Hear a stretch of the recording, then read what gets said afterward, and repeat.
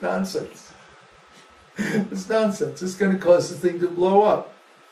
So we don't, as you know, God is not going to let the sun just blow up and destroy everything unless he's good and ready. You know, he gets tired of it. Oh, this sun, it's been around for 20 billion years now. I think I'll just blow it up. Where's that lever? What the heck, you know? But he's not going to let that happen unless he wants it to. So he puts someone qualified in charge of that huge source of energy. And the sun is just one star out of billions and trillions of stars all over the universe. So the ultimate source of all this energy has to be an intelligent being. There's no way all this could come from chance. I love that cartoon. I wish I could find a drawing of it on the internet. I've looked for it and I can't find it. There's a bunch of guys in hard hats, and they're all standing around, and there's, you know, the typical construction site, tools and bulldozers and stuff, you know, all over the place. And in one pile, they have all these construction materials, bricks and boards and girders and, you know, all this stuff, right, piled up.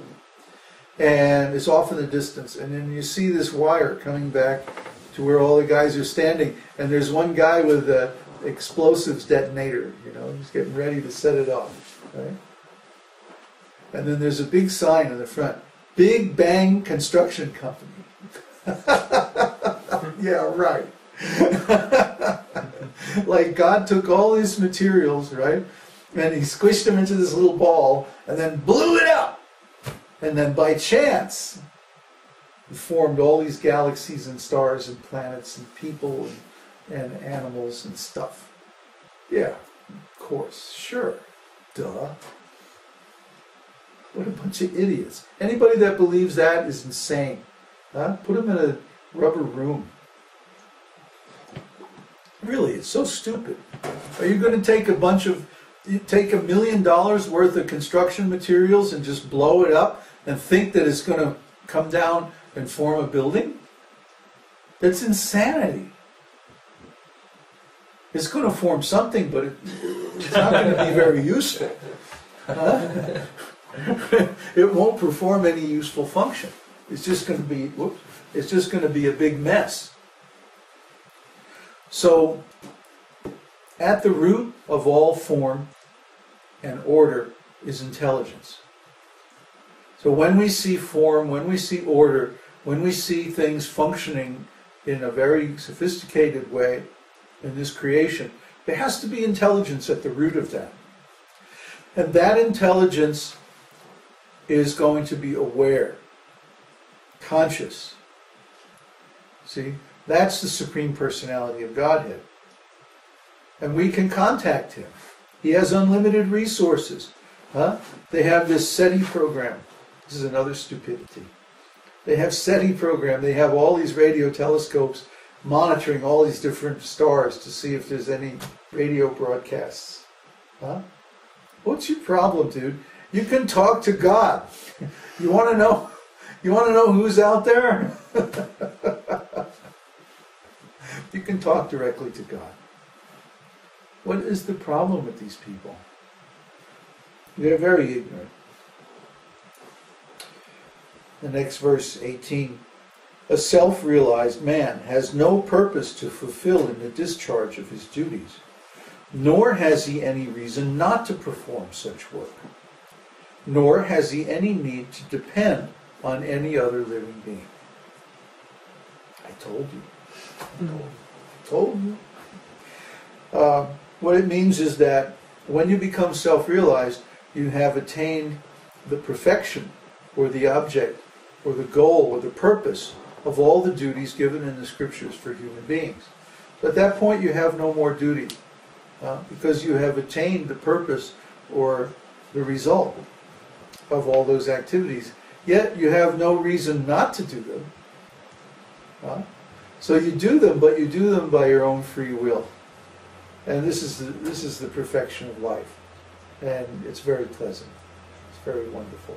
So please put this process into action in your life, and then you'll attain this same result.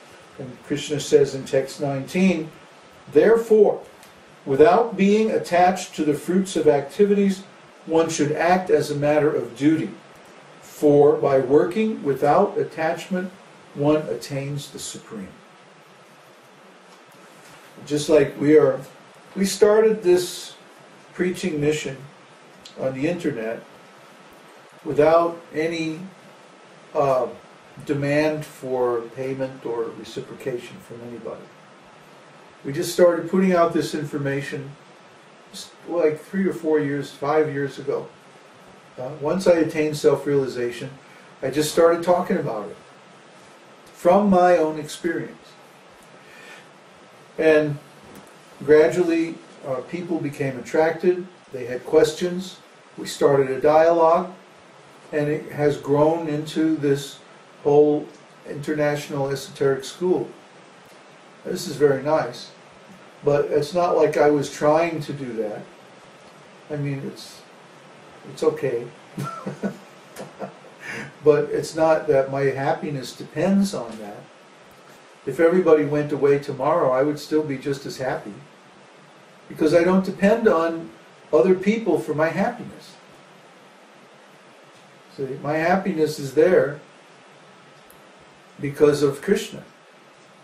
So, it's not that I don't care, or it's not that I don't like you, or something like that. But I want to base my happiness on my relationship with God, not on my relationship with other people.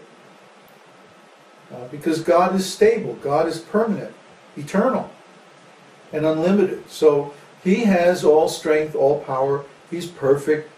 Yeah? He's not going to cheat me. And the same is true for you. You can follow this same process and get the same result. That's what we're offering to you. Now, this process does have very high standards, because God has high standards. He should have high standards. I mean, He's the Supreme. Huh? If He didn't have high standards, we would be going, wait a minute, what's this? So on the one hand, He accepts everybody, but on the other hand, He has very high standards of who is allowed to attain perfection. So sometimes people get upset with us because we have such high standards. Well, it's not us exactly. It's Krishna. I mean, Krishna reserves the right not to expose Himself or reveal Himself to those who are unqualified. And I think that's perfectly reasonable. It's just like, if somebody came and knocked on the door here, and they're all dirty and weird, I wouldn't let them in, would you? Somebody's drunk and mumbling to themselves under their breath and crazy and, knocking on my front door, no way he's going to get in. So similarly, Krishna, He wants to see that we are free from this madness, this insanity, of thinking that we're the cause of everything that happens in our lives, of thinking that we're somehow independent of Him, of thinking that we can get happiness from some material energy that doesn't even belong to us. It's not even our property. We're stealing it and trying to enjoy it. How can we be happy from that? No. So Krishna wants to see, first of all, that we're sober, that we're not crazy, that we're in some kind of a normal state of consciousness.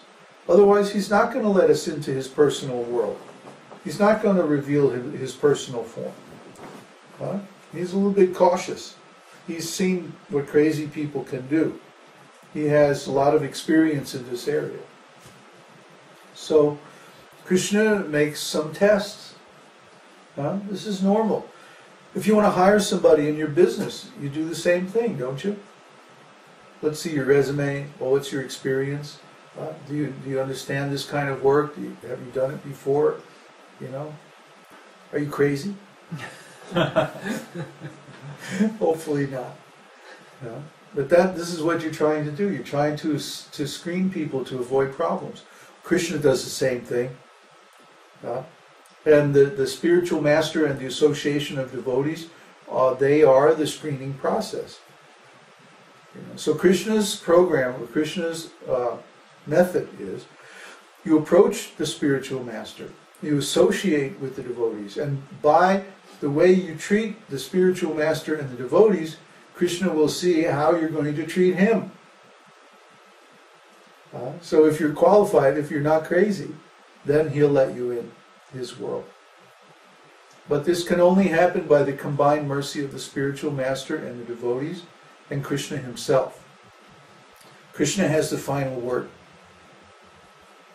We're just assistants. We're just servants.